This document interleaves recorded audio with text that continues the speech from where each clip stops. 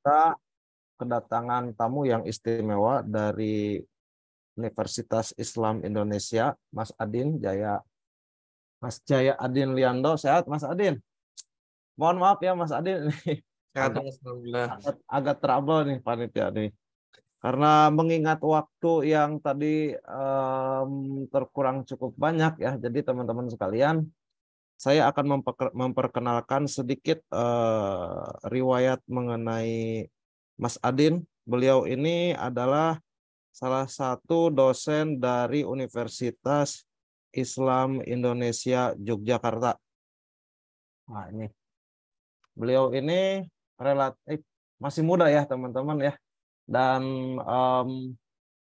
dokter termuda dan juga dokter yang cepat gitu ya menyelesaikan studinya di Austria. Banyak sekali pengalaman-pengalaman riwayat beliau.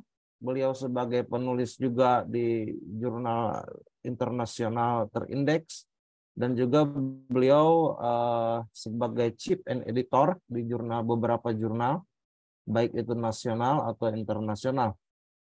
Dan saat ini aktivitas beliau itu selain mengajar, beliau juga sebagai pengisi materi seperti sekarang ini ya. Dan juga banyak sekali sharing-sharing yang nantinya mungkin kita akan dapatkan dari Mas Jaya Adin ini. Oke, untuk mempersingkat waktu teman-teman sekalian, saya persilahkan kepada Mas Jaya Adin menyampaikan materi mengenai tips and trick menulis jurnal terindeks gitu. Karena saya pahami juga ya bahwa untuk menghasilkan suatu karya ilmiah yang bisa tembus gitu ya di berbagai jurnal internasional itu tidak hanya menulis saja. Maka itu menulis salah satu substansi yang paling penting, tetapi kita juga butuh trik dan tipsnya. Beberapa pengalaman ya teman-teman yang saya rasakan ketika saya mau submit artikel itu, yang paling urgent dan yang paling penting menurut saya adalah hal-hal yang sifatnya administratif gitu ya, memahami gaya selingkung publisher, memahami bagaimana cara submit, ada beberapa formulir-formulir step by step yang perlu kita isi dengan baik gitu. Itu penting sekali ya. Ada teman saya yang mungkin tulisannya sangat bagus, tetapi ketika administrasinya dia teledor, dia tolak. Nah, pada kesempatan pagi hari ini kita akan mendengarkan atau berbagi pengetahuan atau knowledge bagaimana sih selain sifatnya yang administratif dan bagaimana sih gaya-gaya selingkung tulisan-tulisan yang bagus-bagus ya yang terindeks di jurnal-jurnal yang bereputasi tentunya. Nah, kita sambut juga deh Mas Jaya Adin untuk menyampaikan materinya. Itu mohon di mute ya yang lain. Baruna, oke, sip. Silakan Mas Adin, saya berikan waktu dan tepat untuk Mas Adin. Oke, terima kasih Mas Johan. Bismillahirrahmanirrahim. Assalamualaikum warahmatullahi wabarakatuh. Waalaikumsalam warahmatullahi wabarakatuh. Oke, Bapak Ibu sekalian, pertama-tama terima kasih banyak sudah hadir di acara pada pagi hari ini. Meskipun tadi ada sedikit kendala teknis, ini indikasi bahwa 290 peserta ya yang masih antusias di hari Sabtu belajar publikasi. Terus terang saya cukup senang ya melihat banyak sekali orang yang antusias begitu. Kemudian saya akan presentasi terkait tips dan trik menulis di jurnal internasional bereputasi ya. Dan mungkin ini nanti akan menjadi sebuah sharing session lebih tepatnya. Saya harap PPT-nya kelihatan ya, Mas Johan ya? Kelihatan Mas, sangat Contekan jelas. saya kelihatan nggak contekan saya? Kalau contekan tidak cuma PPT Mas kelihatan. Oh, PPT ya? Oke, sebentar. Kita coba lihat. Oke, biasanya saya pakai 2 layar ya, sekarang pakai 1 agak kikuk juga. Oke, jadi tanpa menunda lebih panjang lagi, hari ini kita akan sharing terkait 4 topik ya, Bapak Ibu sekalian. Mungkin tadi sudah diperkenalkan sedikit oleh Mas Johan, saya perkenalkan lagi, nama saya Jaya Adin Linando, bisa dipanggil Adin. Kebetulan saya dosen di bidang manajemen, Bapak Ibu, jadi memang nanti sharingnya perspektif manajemen ya. Saya paham mungkin Bapak Ibu tidak semuanya dosen manajemen ataupun dosen ilmu sosial, nanti silakan ditarik intisarinya, sekiranya bisa diaplikasikan di bidang Bapak Ibu, saya rasa bisa diambil juga ya pelajarannya. Pertama nanti saya jelaskan background dulu terkait dengan saya pribadi, kenapa saya mengisi di acara pagi hari ini. Kemudian disclaimer, saya rasa penting semua acara presentasi itu punya disclaimer ya, karena tidak mungkin semuanya bisa Bapak Ibu serap, jadi saya perlu memberikan disclaimer. Kemudian nanti kita akan bicara definisi bereputasi itu sebetulnya apa sih? Karena terus terang ini taken for granted, kita anggap seminar jurnal artikel bereputasi itu adalah Scopus, kemudian kita telan mentah-mentah ya, Q1, Q2, Q3, Q4, nanti faktanya akan saya beritahu bahwa bereputasi itu lebih dari itu. Kemudian nanti saya berikan tips dan trik, saya juga akan bercerita sedikit tentang common issues ya, masalah-masalah yang umum terkait dengan menulis di jurnal bereputasi yang sering dilakukan oleh Indonesian Scholars atau Akademi dari Indonesia. Kemudian nanti penutupnya saya akan sharing sedikit tentang gambaran umum durasi publikasi, co-authorship, dan terakhir mencari kolaborator luar negeri. Oke, saya mulai dari introduction dulu. Jadi ini latar belakang publikasi saya ya, yang saya rasa perlu saya tunjukkan. Sebenarnya Bapak Ibu sekalian, saya adalah anak kemarin sore ya, karena saya baru mulai publikasi tahun 2022, tepatnya waktu saya sedang menjalani studi S3.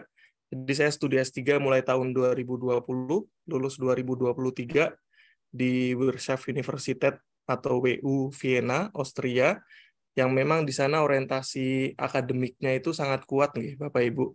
Jadi kita dituntut untuk publikasi, diajari untuk publikasi, maka dari itu karena iklimnya bagus, suportif, saya merasa terakselerasi dari itu ya. 2022 saya submit, bukan submit, saya menyelesaikan 10 paper pada waktu itu. Memang tidak semuanya Scopus, saya rasa 7 atau 8 yang Scopus, 2 lainnya ke Sinta ya, karena memang kualitasnya saya rasa tidak mencukupi untuk bisa tembus ke Scopus. Tapi memang semuanya saya tulis dalam bahasa Inggris. Ini menjadi apa ya? Menjadi latihan yang menurut saya sangat baik ketika tahun 2022 itu. 2023 menjelang lulus saya mulai decline ya. Kembali ke Indonesia saya amburadul ya. Menyesuaikan lagi dengan cara kerja di Indonesia. Sekarang lagi berusaha menyusun lagi waktu untuk menulis di tengah kesibukan yang terlalu luar biasa ya. Kita masyarakat Indonesia terutama akademisinya ini saya rasa kita semua sibuk ya Bapak Ibu. Tapi apa kita produktif? Nah, ini menjadi pertanyaan ya. Saya rasa kita mungkin masih di kategori sibuk tapi tidak produktif ya. Kalau boleh jujur, ini memang faktanya seperti itu. Dan ini salah satu yang saya tunjuk, ini adalah artikel yang menurut saya menjadi masterpiece ya Bapak Ibu. Nanti kalau Bapak Ibu ada waktu atau mungkin mau baca, bisa saya kirimkan artikelnya. Ini menggunakan systematic literature review, saya mereview sekitar 300-an artikel untuk menulis itu, dan membacanya lebih mungkin 500-an. Jadi saya merasa saya meluangkan banyak waktu untuk menulis ini, dan ini menjadi karya yang semoga sampai nanti saya pensiun, karya ini akan tetap disitasi, ya, digunakan oleh masyarakat umum, digunakan oleh kalangan akademisi, dan saya merasa pesan pertama yang pengen saya sampaikan adalah sebaiknya kita semua punya sebuah masterpiece ya, atau syukur lebih dari 1, 2 atau 3 masterpiece, karya yang akan melekat sampai kita nanti meninggal ya, bahkan setelah kita meninggal, ini akan selalu dikenang oleh orang-orang, oh dulu ada artikel yang berjudul ini ditulis oleh Bapak atau Ibu ini ya. Apakah harus berbahasa Inggris? Sebenarnya tidak, Bapak Ibu ya. Bahkan berbahasa Indonesia pun tidak apa-apa, dan itu akan menjadi karya yang terus dikenang ya. Tujuan kita tentu salah satunya membuat manfaat yang everlasting ya, terus berlanjut melebihi usia biologis kita, dan memang untuk membuat karya seperti itu harus meluangkan banyak waktu dan pikiran, artinya bukan sekedar sambi-sambi atau mungkin sekedar dikerjakan untuk menuntaskan kewajiban ini ya, laporan hibah misalnya, tapi memang karya yang sifatnya getih ya, kalau orang Jawa bilang ya, kita tuh berdarah-darah untuk itu. Jadi ini salah satu artikel yang menurut saya masterpiece. Itu pesan pertama. Pesan kedua yang pengen saya sampaikan adalah semua karya ini antara solo author yang saya tulis sendiri ataupun saya sebagai first author, Bapak Ibu. Jadi tadi saya bilang 2022 saya belajar menulis, 2023 itu mulai publish ya, 2022 juga sudah mulai publish dikit-dikit, dan ini kalau di Indonesia ataupun di global ya, kita bicara bahwa first author itu adalah indikasi bahwa kita bisa memimpin tim penelitian ya, bukan sekedar punya publikasi, karena orang yang paham tidak hanya akan berhenti publikasinya berapa gitu kan, tapi pasti akan dikejar juga first author-nya berapa, yang ditulis sendiri berapa. Kalau misal kita punya publikasi 20, tapi semuanya penulis ketiga atau keempat, pertamanya mahasiswa yang kita bimbing, nah ini kan orang-orang mungkin akan sulit mengakui bahwa kita pakar di bidang tertentu ya. Tapi kalau kita punya karya yang sifatnya first author, solo author juga, itu menjadi indikasi bahwa kita itu memang bisa menulis. Jadi ini pesan kedua yang pengen saya sampaikan, Bapak Ibu.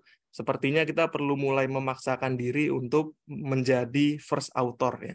Bertanggung jawab untuk menjadi, apalagi solo author ya. Ini akan menjadi tantangan yang berat, tapi hasilnya akan puas ya Bapak Ibu.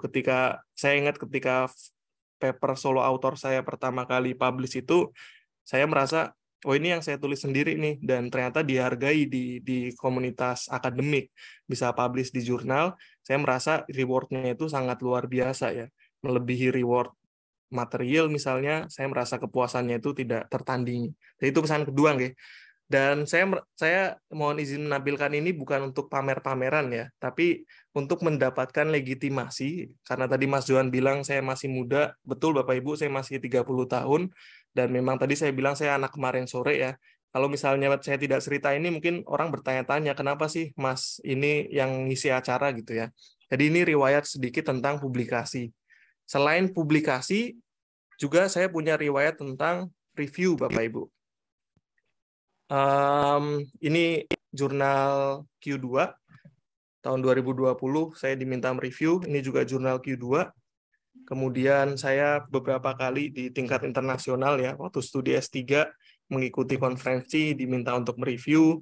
Dan ini yang paling saya sorot ya Bapak Ibu, di bidang manajemen.